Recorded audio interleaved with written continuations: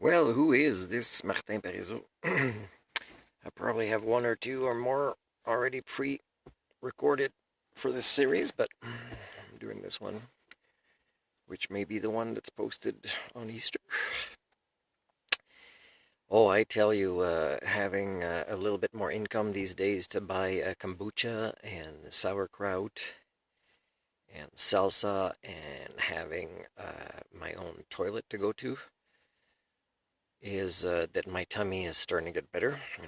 I also played badminton a couple of times in the past week, which also helped my digestion process. So my tummy is doing better without, the need for doctors. The only thing I'd need is to renew my medicine. I'm going to try to, and again, I say the word need. It's almost like I feel it's not having as much of an effect, and it could be my brain is finally compensating for it. Uh, to be productive and to have the focus I want for achieving my goals. So I wanted to say that there's a job I applied for that would be a good fit for me, and I think it's less than 20 hours a week, but that's way enough income for a minimalist, and it would serve a few different purposes of things I'd like to learn and a position I'd like to have for future socio-cybernetic goals. But if I don't get that, I do have a new self-employment project that even if I don't get funding, although I should because the organizations and government funding exists for this, but to get it actually is getting harder and harder through our increasingly questionable money laundering schemes of pretty much all proto societies. But I could still achieve doing it slowly with reinvesting income that comes in for the rest of the equipment I need. But it would also, this type of business would also allow me to do the type of work uh, at the same time, although it's not part of the same business plan, that I think is more important, and also provide the type of housing rental slash business win-win scenario that I believe would be the best fit for me based on current conditions of our failed proto societies and also what is available to me for problem solving when I'm a minimalist and that the pursuit of a paycheck is not the priority for me. As much as I tell this to people that hire me, they still don't get it. They're still surprised I put clients first or children first or learners first and not an ongoing paycheck first. It's so. I should do a series. I was thinking about various things to say in this series that points to me, the end game of the Anthropocene has begun. HSD is real. These are patterns related to the devolution of the people primate minds, the species I share DNA with, the Homo communia. I mean, there's various patterns when it comes to, let's say, how we engage in science successfully or not, with quality or not, how people that supposedly teach or are experts in critical thinking are not.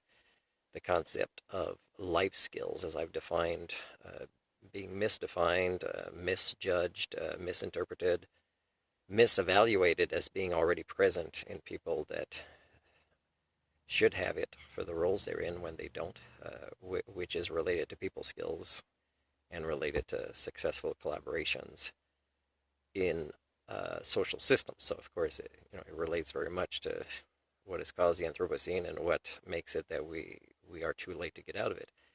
There's various patterns where the data is conclusive, and I could talk about that so that these are key foundational phenomenons that make it that I do not doubt. It's not like I've had a lack of hope for a long time, and suddenly I'll wake up one day and I'll have the right kind of hope, and then suddenly all this data is interpreted differently. That's not the way it is. For example, when I was depressed in the past, there were medicines, one or two that I found was a good fit for me to combat depression. So if I went back on these medicines when I don't need it, just for being sad about your behaviors as a species, It's not the same as depression. Is, for example, I'm walking down there and I'm thinking, oh, if this phenomenon that I predict happens in the future, and pretty much many other people have predicted it, but they might not realize what it's going to be like or how quickly it's coming. Is there'll be because there'd be less people on Earth, there'd be chances for me to be appreciated for who I am, and therefore engage in more rewarding social interactions.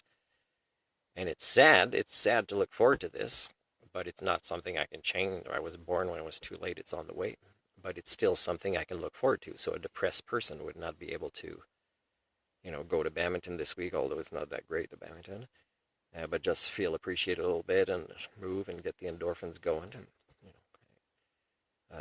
and of course, still look forward to, ask a girl out, maybe have a girlfriend. These are things I'm capable of still striving for. I'm still capable of pleasure.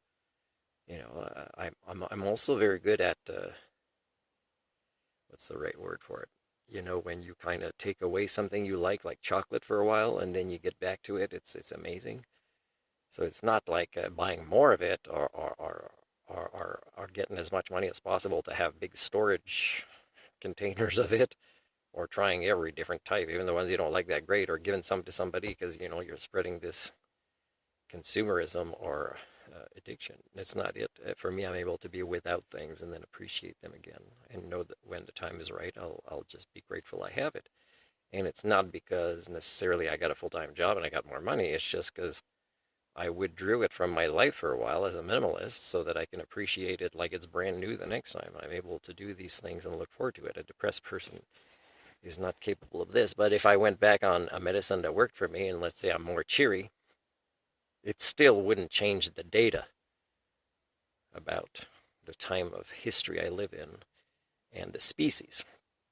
When I say I'm in search of the elusive Homo sapien, I believe I am one.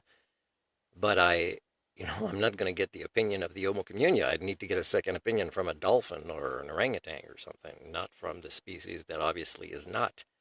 And they can't even recognize one. In fact, when one acts so differently than them, actually thinks that they are superior to this creature. So it takes an objective evaluator, which would be maybe aliens if they came, or another species that we might suddenly be able to start communicating with and find out more of the truth about who we really are based on the perspective of other species like dolphins or something.